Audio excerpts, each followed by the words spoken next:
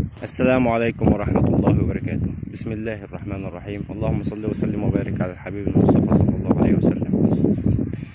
النهاردة هنتكلم عن البرسيم وكيفية رشه باليوريا وإقراص الإقراص دي. تمام. بنجيب حوالي القرص الملوى الواحدة، وبنحط عليهم من 2 ل 4 كيلو يوريا. تمام، مش نطرات. بنقلب الإقراص على 4 كيلو يوريا. تمام، كل قرص على حسب استخدامك بقى. الملوى بتحط عليها كيلو يوريا.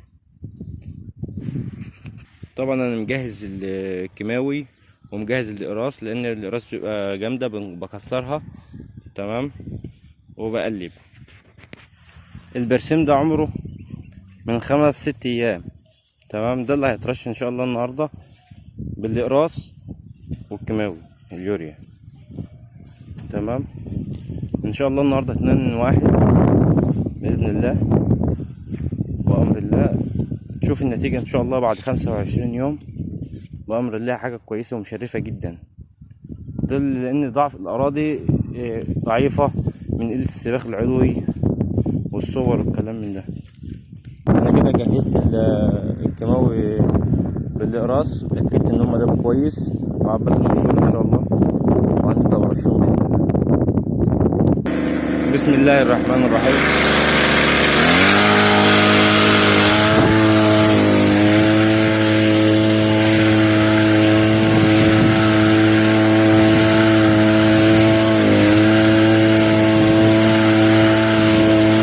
انا بصور الرش بس للتاكد من كلامي.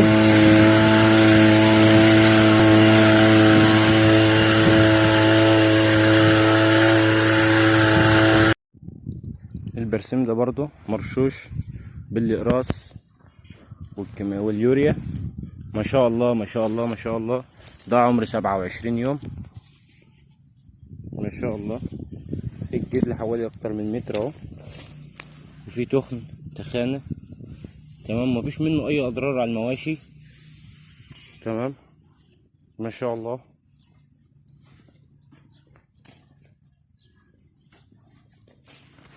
عمر 27 يوم اهو، ما شاء الله اهو.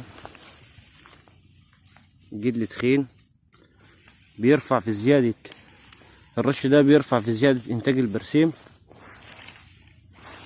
حتى لو كانت الارض ضعيفة. الإقراص ده عامة بتعمل تطويل للجدل اهو، ما شاء الله.